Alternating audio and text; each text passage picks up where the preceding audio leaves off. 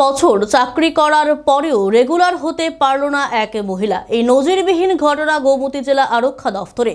1992 সাল থেকে 2025 সাল প্রায় 33 বছর কাজ করে গেলেন, কিন্তু আজও রেগুলার হল না। 1992 সালে পার্ট টাইম কাজে যোগ দেন অনিমা দাস। 21 বছর কাজ করার পর 2013 সালের জানুয়ারি মাসে অনিমা দাসের কপালে জুটল DRW।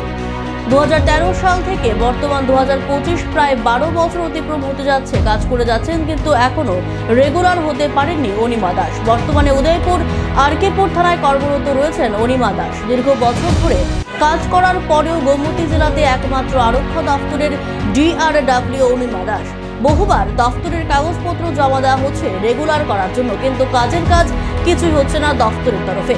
অথচ তার সহকর্মী প্রত্যেকে আজ রেগুলার। তিনি একমাত্র একজন রয়েছেন গোমতী জেলাতে DRW, আর মাত্র 4 বছর রয়েছে কর্মজীবন। তাই অনিমা দাস সরকারের কাছে আবেদন করছে যেন বাকি জীবনটা ভালোভাবে কাটতে পারে, তার জন্য তাকে রেগুলার করা হয়। অনিমা দাস কত বছর ধরে মানে আমি 92-তে পার্ট টাইম ওয়ার্কারে চাকরিতে জয়েন করছি, আর 2013 জানুয়ারির 18 তারিখ আমার DRW করছে। কখন পর্যন্ত রেগুলারের কোনো কথা নাই।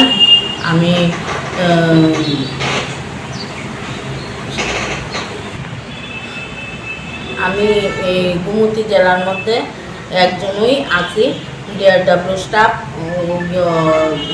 পুলিশ ডিপার্টমেন্টে। সরকার যদি দয়া করে যদি আমার এই চাকরিটা রেগুলার করে দেয়, আমি বাচ্চা কাচ্চা দেয়া খাইয়া বাঁচতে পারি। আমার আর এখন শেষ সময় হয়ে গেছে, আমার আর কোনো পদ্ধতি নেই চাকরি শেষের পর। আর কয় বছর হয়েছে? আর 4 বছর 5 বছর এমন থাকবো।